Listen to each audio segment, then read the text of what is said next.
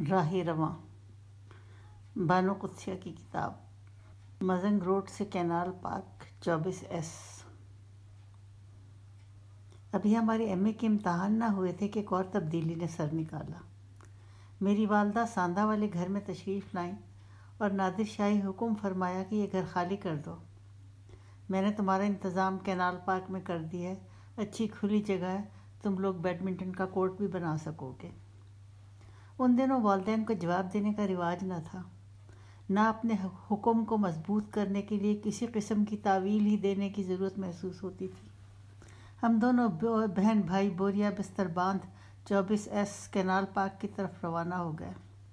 Jail road سے جو راستہ گلبرگ کی طرف جاتا ہے، اسی پر نہر کے پل سے گزرتے ہی دائیں ہاتھ ایک راستہ نہر کے ساتھ ساتھ جاتا ہے، دوسرے راستے سے کینال پارک کی بستی شروع ہو جاتی ہے۔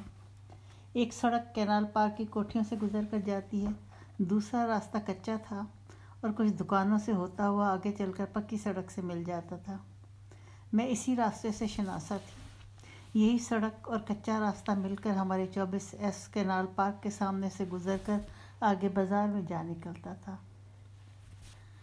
24S کینال پارک ایک 6 کینال کی کوٹھی تھی جس کا کالا پھاٹک تھا، جیسا پھاٹک اب 121C کے سامنے ہے۔ مجھے یوں لگتا ہے جیسے کالے پھاٹک کے ساتھ کچھ میری تقدیر کا گہرا لنک ہے۔ جب بھی میرے گھر کے آگے ایسا پھاٹک ہوتا ہے میں بڑا تحفظ محسوس کرتی ہوں۔ یہ پھاٹک کھلتے ہی بائیں ہاتھ ایک بڑا سا درخت تھا، اس سے آگے ساری جگہ ڈھنڈار، اجاڑ، جڑی بوٹیوں اور جنگلی پودوں سے اٹی ہوئی تھی۔ پھاٹک سے کوئی 50 فٹ کے فاصلے پر کوٹھی تھی۔ ایک عرصے سے بند رہنے کی وجہ سے یہ عمارت خستہ حال تو نہ تھی، لیکن بوسیدہ بوسیدہ سی لگتی تھی۔ سب سے پہلے چند سیڑھیاں چڑھ کر برآمدہ آتا، جس کے فرش پر کالی اور پیلے موزیک کی شطرنج بچھی تھی۔ اس برآمدے کے دونوں جانب کمرے تھے۔ بائیں ہاتھ عین شروع میں جو کمرہ تھا اسے میں نے اپنی پڑھائی کا کمرہ بنا لیا۔ برآمدے کی دوسری طرف باورچی خانہ تھا جو زینب اور لالو کی راجدھانی تھا۔ میرے آفس سے پیچھے ایک کمرہ اور غسل خانہ تھا۔ غسل خانے کا دروازہ کھولیں تو تھوڑی سی خالی جگہ تھی جس میں ایک لیٹرین بنی تھی جسے زینب اور لالو استعمال کرتے تھے۔ میرے بیڈ روم سے ملحق اور برآمدے کے پیچھے 2 بڑے کمرے اور ان سے پیچھے 3 چھوٹے کمرے تھے۔ میرے کمرے کا دروازہ ڈرائنگ روم میں کھلتا تھا اور اس سے پیچھے گودام صورت کمرے میں ریزی نے چارپائی ڈال لی تھی۔ اس کے ساتھ والے کمرے میں کاٹھ کباڑ اور کھانے کے کمرے کے پچھلے کمرے میں زینب اور لالو رہتے تھے۔ باورچی خانے کے سامنے ایک حوض تھا جس میں دستی نلکا لگا ہوا تھا۔ میں نے گھر کی تفصیل اس لیے بیان کی کہ میں آپ کو بتا سکوں کہ گھر کے ماحول میں رہائش کا بڑی اہمیت کی حامل ہوتی ہے، اس کے مکینوں پر بڑا اثر پڑتا ہے۔ میں نے گھر میں قدم پڑتے ہی آفس پر قبضہ کیا، پھر اس سے ملحق اپنا بیڈ روم اور غسل خانہ چن لیا۔ زینب اور لالو ایک طرح سے میرے ملازم تھے۔ میں نے کبھی انہیں ریزی بھائی کے لیے کوئی خصوصی کام کرتے نہیں دیکھا، ہر جگہ میں ہی اہم تھی۔ میں نے دیکھا ہے جن گھروں میں مجھ جیسی خود اعتماد عورتیں یا لڑکیاں ہوا کرتی ہیں، وہاں ایسی شیرنیوں سے دبک کر مرد اپنے آپ کو چھپا لیتے ہیں۔ جب وہ اپنی منوا نہیں سکتے تو اپنے اندر ہی کہیں گم ہو جاتے ہیں۔ عموماً مردوں کا نکھٹو پن اور ان کے ڈپریشن کی ایک وجہ یہ بھی ہوتی ہے کہ مردوں کی طرح ایسی عورتوں کو بھی اتھارٹی کا بہت شوق ہوتا ہے۔ میں نے بھی لائق بن کر اپنا روب والدہ صاحبہ پر ڈال دیا۔ وہ گھریلو خرچ کے پیسے مجھے دیتی، جب بھی وہ شیخو پورہ سے آتی میرے ساتھ سوتی۔ جب ان کی تبدیلی ملتان ہو گئی تو وہ مجھے ملتان سے خط لکھتی۔ ریزی کے لیے ان خطوں میں کوئی چھوٹا موٹا پیغام بھی نہ ہوتا، جب بھی ذکر ہوتا ضمنی یا سرسری ہوتا۔ ریزی بھائی طبعاً شریف آدمی تھے، مجھ سے زیادہ ذہین، ہر طرح سے ڈیزرونگ تھے۔ اسی شرافت اور محبت کے باعث تقاضا کرنا ان کی فطرت میں شامل نہ تھا۔ نہ وہ مسابقت میں یقین رکھتے تھے، نہ کبھی کسی چیلنج ہی کو قبول کرتے تھے۔ جو کچھ زینب پکا دیتی کھا لیتے، جو کچھ میں کہہ دیتی تو فوراً مان لیتے۔ موسیٰ لیڈی مکلیگن میں ہی رہ گیا تھا۔ میں صبح لالو کے ساتھ بغلی کچے راستے سے ہو کر جیل روڈ پر پہنچی، جہاں نہر کے پل سے کچھ پہلے بس سٹاپ تھا۔ یہاں سے بس سیدھی مال روڈ پر پہنچتی اور بھنگیوں کے توپ کے پاس والے بس سٹاپ سے اتر کر میں اور لالو کالج پہنچتے۔ پنجاب یونیورسٹی کے بڑے ہال میں ہمارا فائنل امتحان تھا۔ برآمدہ گزرتے ہی اندر بڑے ہر ہال میں ہر طالب علم کے لیے ڈیسک اور کرسی تھی۔ غالباً یہ چوتھے پرچے والے دن کا واقعہ ہے۔ اشفاق احمد کو کاسا بردار کا رول پسند تھا۔ وہ مجھ سے دونی مانگ کر کچھ ادھار لے کر مجھے غالباً یہ یقین دلانا چاہتے تھے کہ وہ مجھ سے کمتر ہیں۔ ان کی یہ عادت میں نے دوسروں کے معاملے میں راسخ دیکھی۔ وہ اپنے سے کمتر کو فرمائش کر کے کچھ نہ کچھ مانگتے، لڑکیوں سے بڑی عاجزی سے کچھ نہ کچھ پکا کر لانے کو کہتے، پھر اس پکوان کو اس نیاز مندی سے کھاتے گویا اس سے پہلے کبھی اس جنت کے میوے کا مزہ نہ چکھا ہو۔ لینے کا فن جیسا خان صاحب کو آتا تھا، میں نے اس عاجزی کے ساتھ کبھی پھر کسی کو اس طرح تحفے قبول کرتے نہیں دیکھا۔ ہاں تو میں کہہ رہی تھی غالباً چوتھے پرچے کا ذکر ہے۔ خان صاحب کے دل میں وہی عاجزی در آئی، اپنا پین اٹھا کر میری سیٹ تک آئے اور بولے، آپ کے پاس بلو انک ہوگی؟ قطاروں میں چکر لگانے والے انویجیلیٹر نے انہیں دیکھا، یکدم مڑا اور دور سے آواز لگائی، کیوں بھائی کیا ہے؟ میری دوات اٹھا کر اشفاق صاحب نے اسے دکھائی۔ وہ بات سمجھ نہ پایا، قریب آ کر بولا، کیوں بھائی آپ کو کیا چاہیے؟ سر میرے پین میں سیاہی ختم ہو گئی ہے، میں ان محترمہ سے سیاہی مانگنے آیا ہوں۔ کیا آپ کو معلوم نہیں کہ کمرہ امتحان میں آپ کسی سے بات نہیں کر سکتے؟ بڑی معصومیت سے بھولے سے بن کر اشفاق احمد بولے، جی میں بات تو نہیں کر رہا، میں تو سیاہی مانگ رہا ہوں۔ آپ مجھ سے اپنی ضرورت کا ذکر کرتے، ممتحن اعلیٰ سے بات کرتے۔ سوری سر، نہ میرے پاس کوئی بوٹی ہے نہ ان کے پاس، آپ میری تلاشی لے سکتے ہیں۔ انویجیلیٹر نے غصے سے خان صاحب کی طرف دیکھا، پھر یکدم اس کے چہرے پر ملائمت آ گئی۔ آپ اشفاق احمد ہیں؟ جی جی۔ آپ ادیب ہیں؟ آپ نے ایک محبت 100 افسانے لکھی ہے؟ جی حسن اتفاق سے۔ بڑی خوبصورت کہانی ہے، اتنے چھوٹے چھوٹے واقعات سے آپ اتنی بڑی بڑی کہانیاں کیسے بنا لیتے ہیں؟ جواب دینے کی نوبت نہ آئی۔ اسی وقت ممتحن اعلیٰ ڈائس سے اتر کر ہمارے پاس آ گئے۔ کیا ہوا؟ انہوں نے تشویش بھرے لہجے میں سوال کیا۔ یہ پین میں سیاہی بھرنا چاہتے ہیں، میں پاس کھڑے ہو کر سیاہی بھروا رہا ہوں کہ کہیں کوئی چیٹنگ نہ ہو جائے۔ او آئی سی۔ سپرنٹینڈنٹ واپس چلا گیا۔ خان صاحب نے سیاہی بھری، میرا شکریہ ادا کیے بغیر یوں مڑ گئے گویا دوات ان کی اپنی ہی تھی اور انہیں کسی سے پوچھنے کی ضرورت بھی نہیں تھی۔ میں نے آج تک کبھی پین میں سیاہی نہیں بھری تھی، میرے لیے یہ بڑا تھکا دینے والا ٹیکنیکلز کا کام تھا۔ میں نے نہ جانے کیوں بڑی دیر تک اس دوات کو سنبھالے رکھا۔ انہی امتحان کے دنوں میں میرا پہلا تعارف خان صاحب کے خاندان سے ہوا۔ پرچہ ختم ہونے پر ہم لوگ رش میں باہر نکلے۔ ہال کے برآمدے میں اشتیاق احمد خان سے ملاقات ہوئی۔ یہ ہے میرا چھوٹا بھائی اشتیاق، ہم سب اسے تقو کہتے ہیں، فوج میں نیا نیا بھرتی ہوا ہے۔ تقو نے بڑی اجلی سی مسکراہٹ سے میرا استقبال کیا۔ خان صاحب نے عجب اپنائیت سے میرے ہاتھوں سے قلم کاغذوں کے نیچے رکھنے والا گتا پکڑا اور اسے تقو کے حوالے کر دیا۔ یہ قدسیہ میری ہم جماعت ہیں، تم انہیں کاکی کہہ کر پکار سکتے ہو۔ نہ جانے کس طرح اشفاق صاحب میرا گھریلو نام جانتے تھے۔ مجھے کچھ پوچھنے کا وقت نہ ملا کیونکہ تقو نے بڑی محبت سے پوچھا، شقو پرچہ کیسا ہوا؟ اب مجھے پہلی بار علم ہوا کہ اشفاق صاحب کا نک نیم شقو ہے۔ بس ہو گیا، چپ چاپ چلے آؤ، ان کا ملازم غالباً گورنمنٹ کالج میں ان کا انتظار کر رہا ہے، وہاں تک جانا ہے، روز تو یہی ہوتا ہے، لیکن خیر کوئی بات نہیں۔ تقو بڑی خاموشی کے ساتھ ہم دونوں سے 2 قدم پیچھے پیچھے چلتا رہا۔ اس نے شقو اور کاکی سے کوئی بات نہ کی، نہ خان صاحب اور قدسیہ نے آپس میں کوئی رابطہ قائم کیا، حتیٰ کہ یہ بھی نہ پوچھا کہ کون کون سے سوال کیے گئے اور پرچہ کیسا ہوا۔ گیٹ کے قریب ہی لالو منتظر نظر آیا۔ خان صاحب نے تقو سے میری چیزیں پکڑ کر لالو کو پکڑا دیں اور دونوں بھائی یوں مڑ گئے گویا سرے سے واقف ہی نہ ہو۔ اشتیاق ابھی فوج میں نیا نیا بھرتی ہوا تھا، وہ کاکول میں کیڈٹ تھا اور انڈر ٹریننگ تھا۔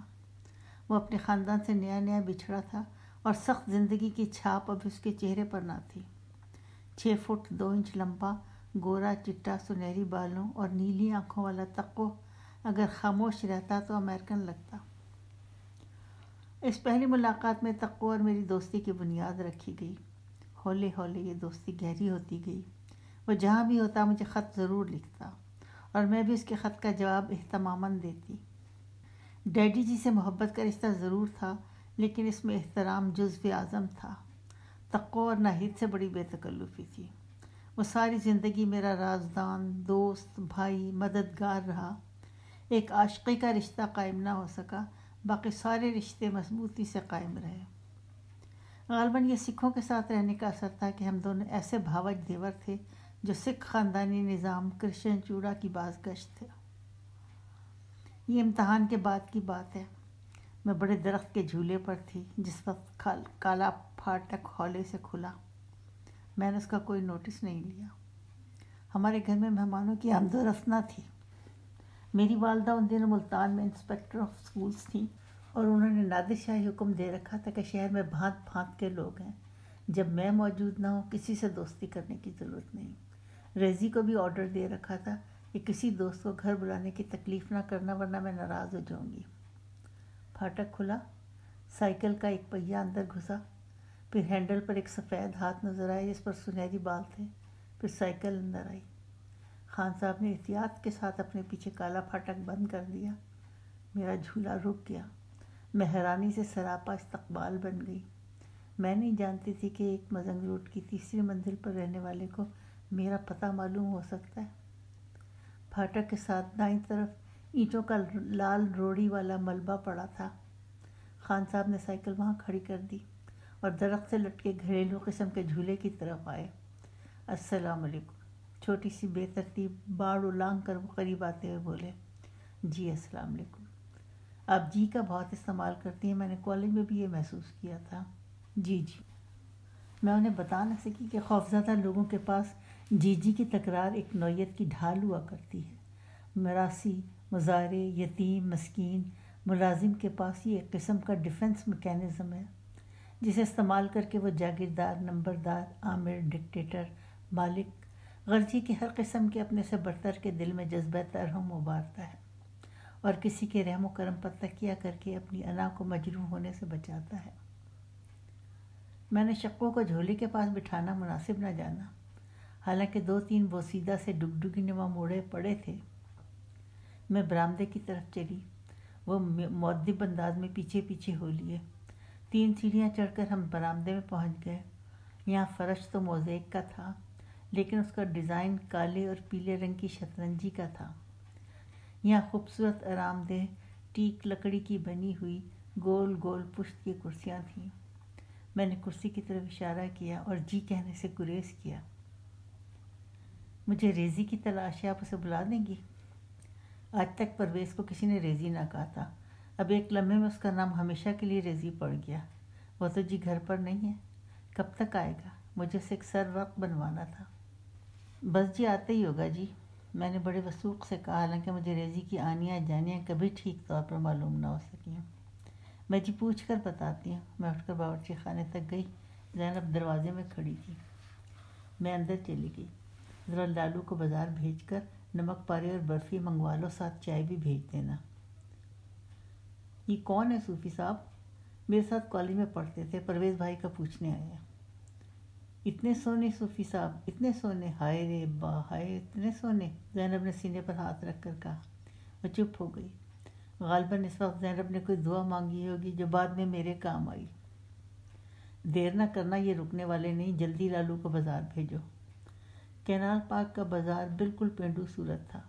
اس میں چھوٹی موٹی دکانیں اور سستے سودے تھے۔ ایک حلوائی کی دکان تھی جس کا بنیادی کام دہی دودھ بیچنا تھا، لیکن وہ اپنی دکان کی عزت بڑھانے کے لیے نمک پارے اور برفی بھی رکھتا تھا۔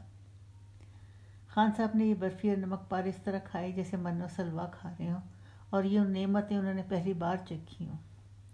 آپ کو علم ہے کہ میں مزنگ روڈ پر رہتا ہوں؟ مجھے پتہ ہے۔ کیا آپ جانتے ہیں جب ہم پاکستان آئے تو پہلے ہم اپنی رشیدہ خالہ کے پاس ٹھہرے تھے، لیکن جلد ہی ہمیں 1 مزنگ روڈ کا پتہ چلا۔ آپ کو پتہ ہے ہم بے سر و سامان تھے، تقو اور میں چھوٹے تھے، ججو بھائی کراچی میں تھے، ڈیڈی ساہیوال میں، بابا جی میرے والد ساری پونجی پیچھے چھوڑ آئے تھے۔ اقبال بھائی نے بڑی ہمت کی، وہ چوری چوری صبح کو بکر منڈی جاتے، ایک آدھ بکرا خرید کر اپنے کندھوں پر سوار کرتے، پھر سے گھوم کر بیچتے اور گھر آ کر ساری بچت اماں کی ہتھیلی پر رکھ دیتے۔ میں بلاٹنگ پیپر کی طرح ساری انفارمیشن چوس رہی تھی۔ آپ نہیں سمجھ سکتی کتنی مشکلات تھیں۔ میری بڑی آپا فرخندہ حاملہ تھیں۔ ان کے شوہر ڈاکٹر ایوب احمد خان انہیں ہمارے پاس چھوڑ کر لندن جا چکے تھے۔ بابو بھائی کے پیسوں سے گزارا نہ ہوتا تھا۔ پھر میں نے سوچا، مجھے سمجھ آئی کہ یقیناً اقبال احمد ہی بالو بھائی ہوں گے۔ میں نے دل میں سوچا، کیوں نہ میں کوئی نوکری تلاش کر لوں۔ مجھے پتہ چلا کہ والٹن کیمپ میں ایک کلرک کی اسامی خالی ہے۔ میں بڑے روب سے اپنے BA کی ڈگری لے کر پہنچا، لیکن کلرک نے ڈگری دے کر کہا، بھائی یہاں میٹرک پاس آدمی چاہیے۔ دوسرے دن میں اپنی 10ویں کی ڈگری لے کر گیا، مجھے نوکر رکھ لیا گیا۔ میرا دل ترس سے بھر گیا، لیکن میں نے منہ سے کوئی اظہار نہ کیا۔ وہ کہتے گئے، والٹن میں ان دنوں ایک بہت بڑا مہاجر کیمپ تھا۔ ٹولے، فرد، قافلے، اجڑے پجڑے لوگ آ رہے تھے، حیران پریشان پڑاؤ ڈال کر سارے کیمپ میں گھومتے پھرتے جیسے کچھ تلاش کر رہے ہوں۔ انہیں اپنے بچھڑے ہوئے رشتہ داروں کی تلاش تھی۔ چھت سے محروم یہ لوگ گھر ڈھونڈ رہے تھے۔ روزگار نہ تھا اور انہیں معلوم نہ تھا کہ روزی کا وسیلہ کیسے بنے گا۔ میں کیمپ میں معمولی کلرک تھا۔ میری ڈیوٹی تھی کہ میں مہاجروں کے نام، پتے، کوائف اور ان کی شکایتیں اپنے نوٹ بک میں لکھا کرتا تھا۔ رفتہ رفتہ مجھے ایک مائکرو فون مل گیا۔ میں اس پر اہم اناؤنسمنٹ کرنے لگا۔ پھر سلسلہ بڑھا اور مجھے ملتان کیمپ بھی جانے کا حکم ملا۔ ہوائی جہاز پر دورے ہونے لگے۔ یہ میرے پہلے ہوائی سفر تھے۔ میں ان سے بہت مسحور ہوتا تھا۔ صرف ایک مشکل تھی، میرے پاس کوئی سواری نہیں تھی۔ ون مزنگ روڈ سے والٹن پیدل جانا پڑتا، واپسی پر بہت تھک جاتا۔ وہ لمحے بھر کو رکے تو میں نے سوچا، بھلا یہ کتنا فاصلہ ہوگا۔ میں لاہور کی سڑکوں، یہاں کے محلوں سے قطعی ناواقف تھی، اس لیے فاصلے کا اندازہ لگانا بھی میرے لیے ممکن نہیں تھا۔ والٹن میں ہی ممتاز مفتی مجھ سے ملے۔ بڑا بھلا آدمی ہے۔ وہ بظاہر اڑب لگتا ہے، لیکن دل رکھنے کی ریت اس سے زیادہ کسی کو نہیں آتی۔